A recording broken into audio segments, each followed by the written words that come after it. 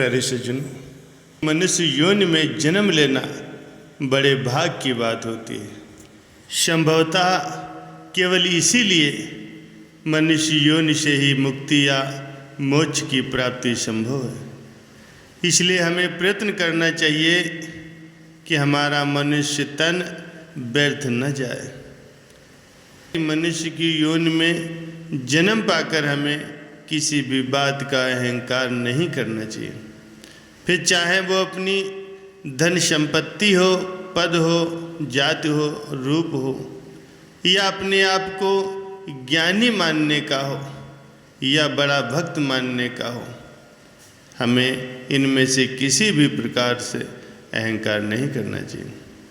क्योंकि अहंकार के वशीभूत होकर हम चाहे कुछ ही पल के लिए सही, हम दूसरों को दुख पहुंचा देते हैं, लेकिन इसका फल कभी कभी हम आजीवन सहते हैं या अगले जन्म में भी जाकर के हमें उसका फल प्राप्त होता है।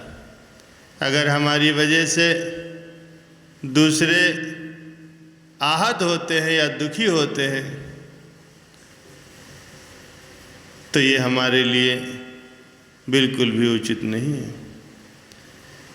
इसलिए हमारा हित इसी में है कि हम अहंकार की बजाय विनम्र रहें, अपने आप को याद दिलाते रहें जो हमको सुख, समृद्धि, पद या ज्ञान इत्यादि जो भी प्राप्त है वो जब तक है, जितना है, उस परम आत्मा अर्थात संत सद्गुरु की कृपा से ही है।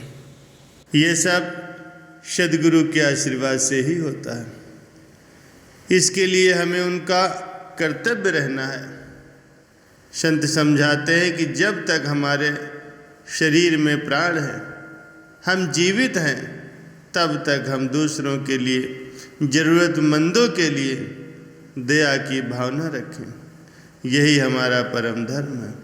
फिर चाहे वो किसी भी जाति या धर्म का हो, बिना अपने किसी स्वार्थ के, अपनी सामर्थ्य के अनुसार उसकी मदद करनी है।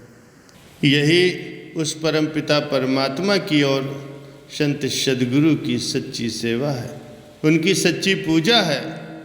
प्यारे सज्जनों, अगर हम दूसरों की मदद करते हैं तो ईश्वर हमारी मदद करता है।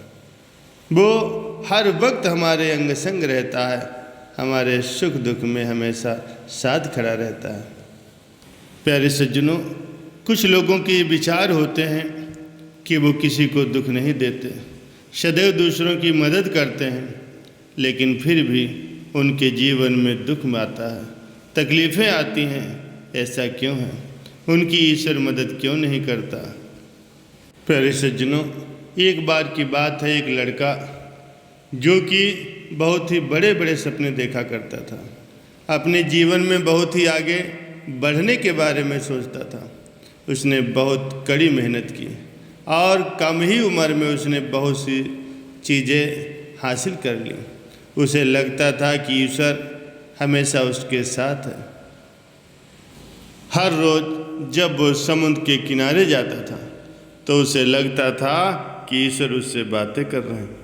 वो साइड में है और वो ईश्वर से बातें कर रहा है। जबकि वो जब चलता था तो रेत पर उसे दो पैरों के निशान दिखाई पड़ते थे, एक खुद के और एक ईश्वर के। वो लड़का बहुत ही ज़्यादा खुश था।